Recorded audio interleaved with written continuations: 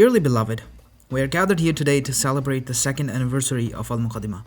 I cannot believe that it's been 2 years since I started this channel.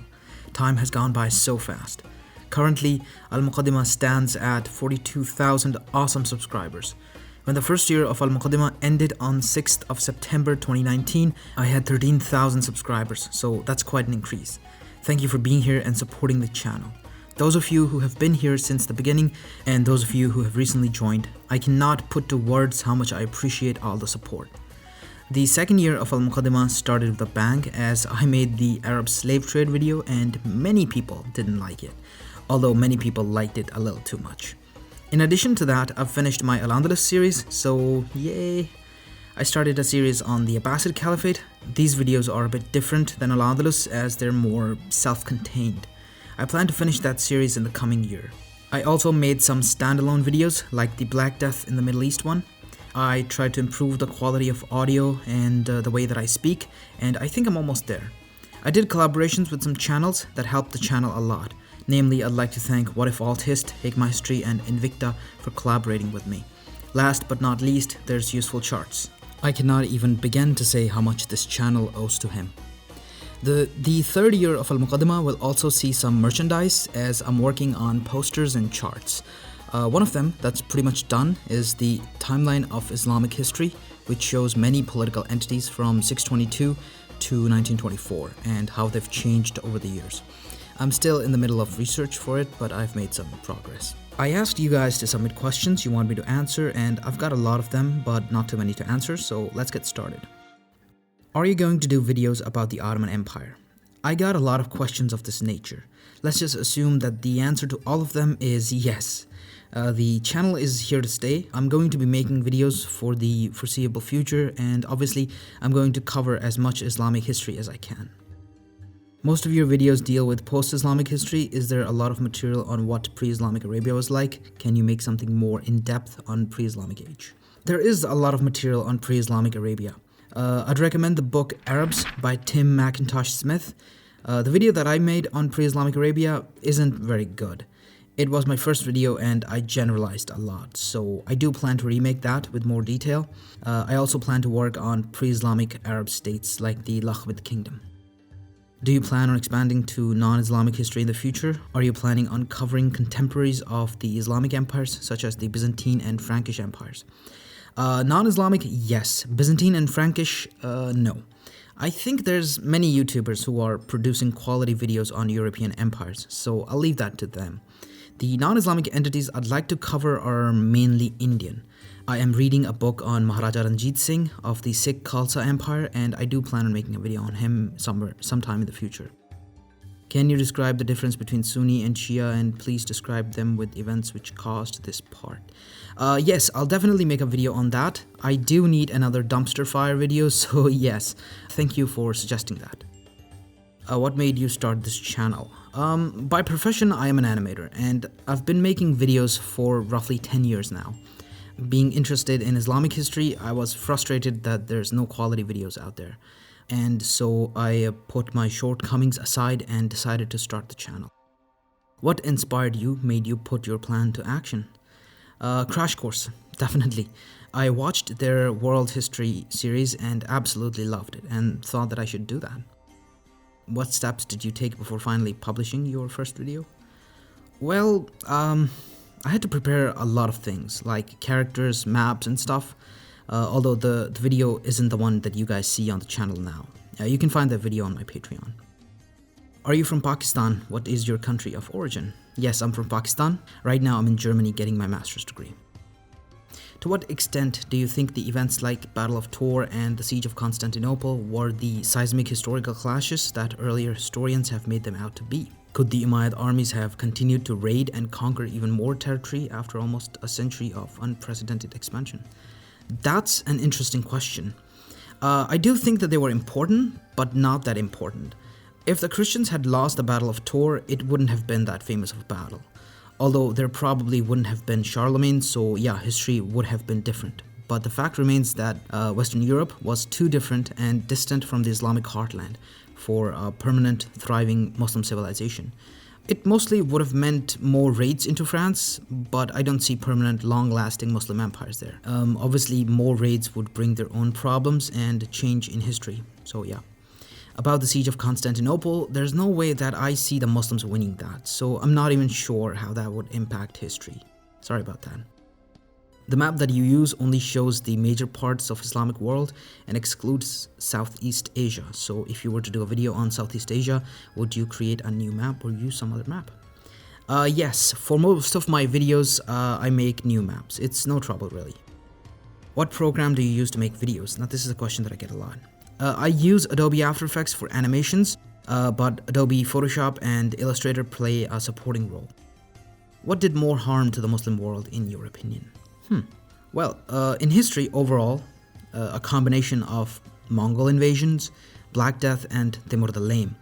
Although in the Islamic world that we live in right now, the thing that has caused the most problems is the lack of a political structure. I think that that's the field where Muslims did little to no work, and that's the most devastating thing in the world that we live in. Islamic political structure usually exists with a caliph at the top, and that's basically just monarchy. There have been no attempts to define the power of the caliph through check and balance since Al-Mamun's reign. The caliph's powers were pretty much defined by then and haven't changed. We need a political structure that doesn't revolve around one person. What would you like on your second birthday? Well, I wanted to have 50,000 subscribers, but that didn't work out, so I'll have a sandwich instead. Assalamu alaikum. What are your sources on Islamic history? How do you determine which part of Islamic history is most likely to be correct and other being lies? Apologies for asking on a public platform. Answer only if you wish. Are you Sunni or Shia? First of all, wa alaikum assalam.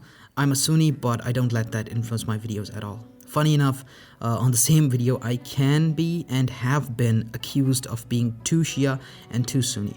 As far as my sources are concerned, you can't really talk about Islamic history without studying original Arabic sources, like Al-Tabari's history, for instance. Although I usually read scholars who have studied those sources rather than studying them myself, because the older the source, the more filtering it needs, for the lack of a better word. I rely on the reputation of the scholar in their field. I read multiple books on the topic and try to decide which is correct by checking their sources. In most cases, big history doesn't change from source to source. There are disagreements on details and there's difference of opinions.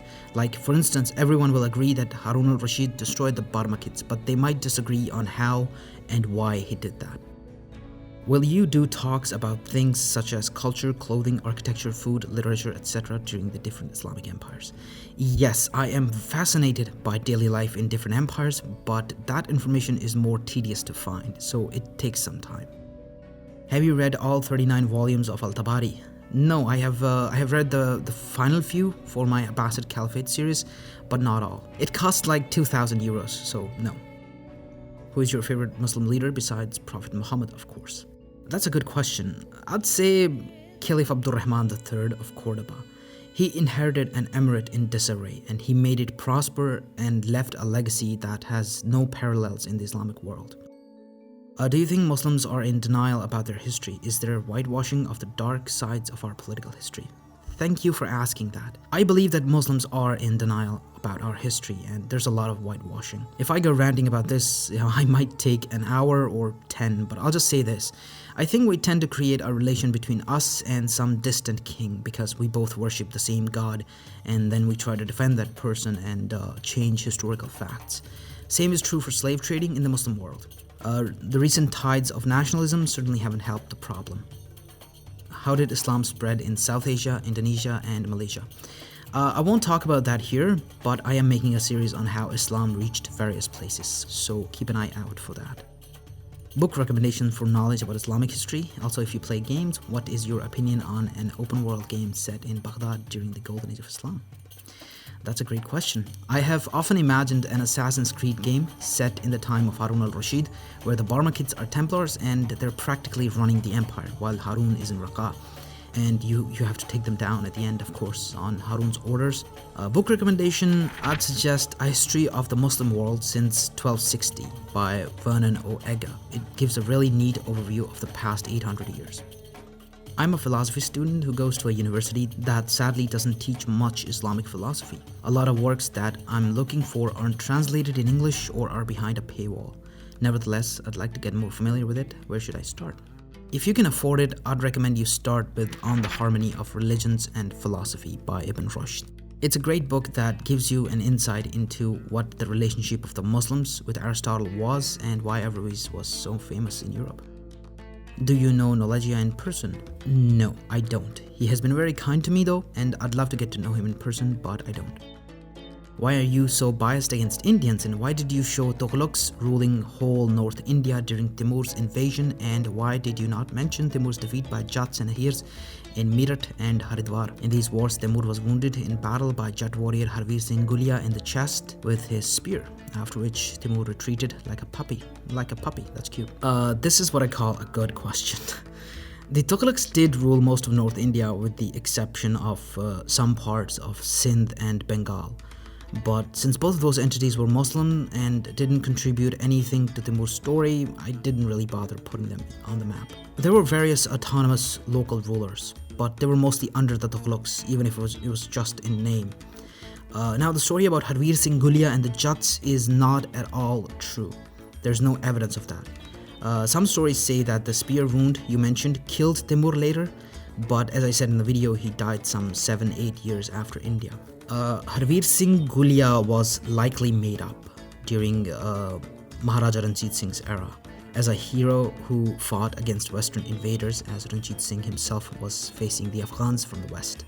The story has no basis in the truth. Timur did face resistance at Meerut, but that didn't result in a defeat or even an open battle. I am not biased against India. I'm sorry that you feel that way. One of the reasons that I hate Timur so much is because of his sack of Delhi.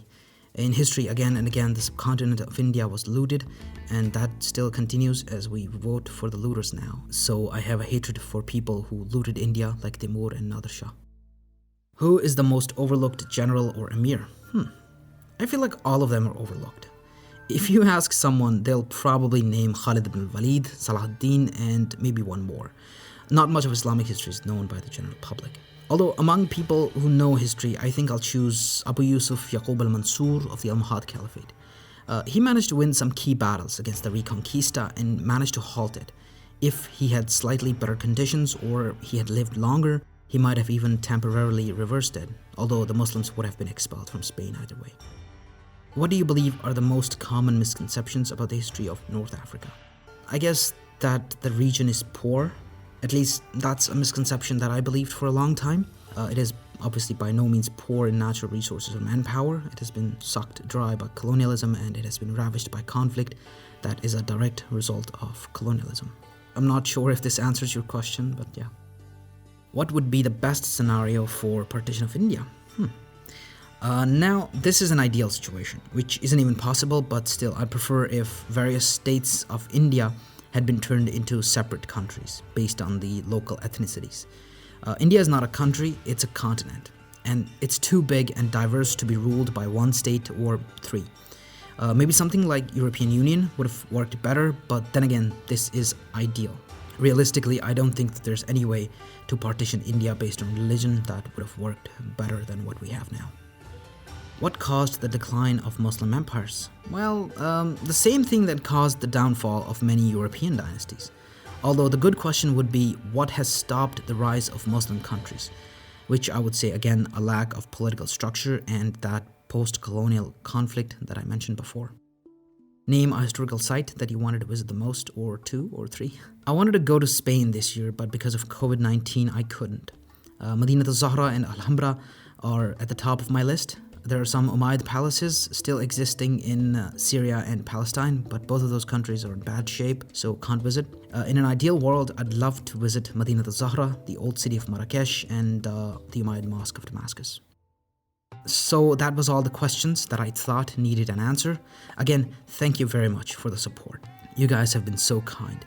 I'd like to especially thank all my wonderful patrons on Patreon. Their names are at the end of every video. If you want to help, you can do so by sacrificing a comment or a like to the algorithm god, or if you can afford it, you can pledge $1 a month on Patreon, which goes a long way towards getting me a yacht and a harem. Overall, I thank you all very much for supporting me through the second year of my channel. I hope to see you guys here in the third year as well. Don't forget to leave a comment on how you found my channel. See you next time.